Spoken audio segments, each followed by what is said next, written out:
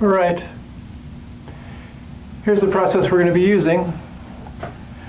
The process takes as much space as the actual calculations. It's a pretty involved process. It says using elimination and back substitution to solve system. So we have two things we have to do.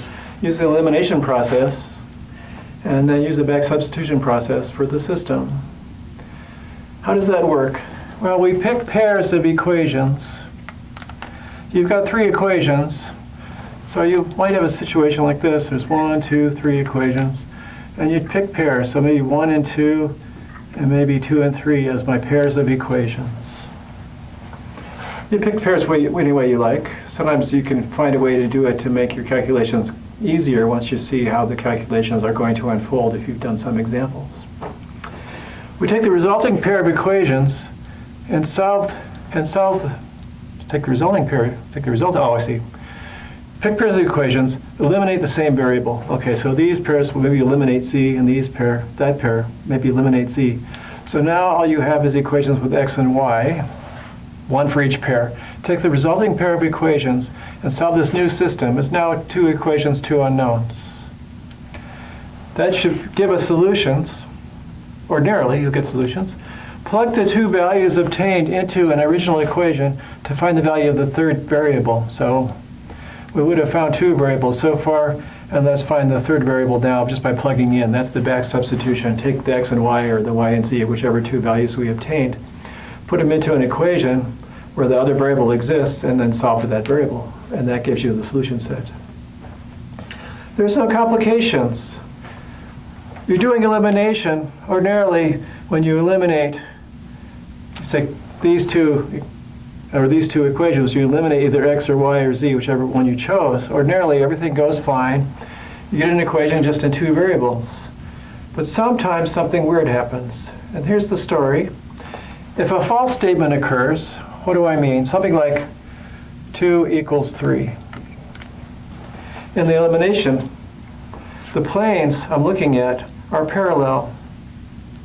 So as we try to eliminate one variable, we can't. The planes turn out to be parallel.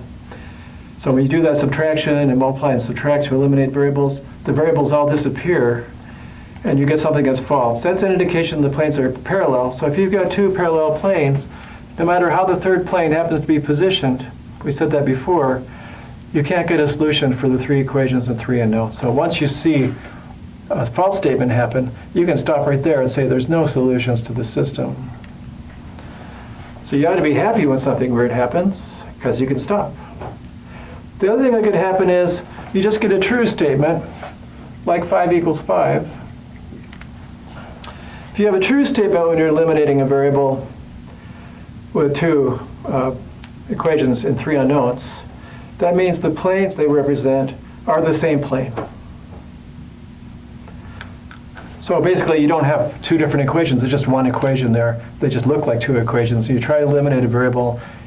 All the variables disappear because they're really the same equation. You might just get 0 equals 0, depending on how things got set up. When that happens, the planes are coincident. So that means the 2 planes you're looking at where that happened when you do the elimination are the same plane.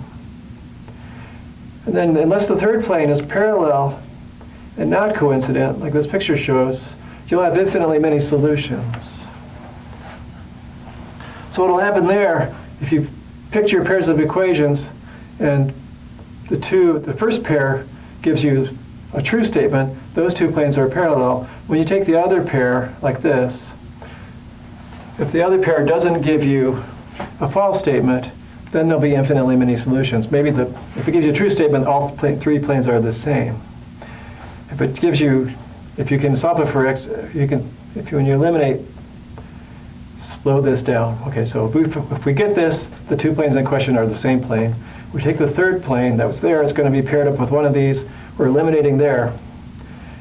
If we get something like this, then it's parallel to those and not coincident, and there can be no solutions. If we get something like this, it's the same plane. And if you manage to get an equation with the 2 variables in it, then you have this situation where these 2 were the same plane, and this next one, which we can actually find it, will intersect in a line, and there'll be infinitely many solutions. So we'll see this happen. It's a little bit complicated, but not so bad. So we're up on for false, no solutions. If true, we look at the other pair, and unless we get a situation where you get a false statement, then there will be infinitely many solutions. All right, we'll see that unfold in a minute with some examples, and I'll be back in a minute with those situations. Here we go.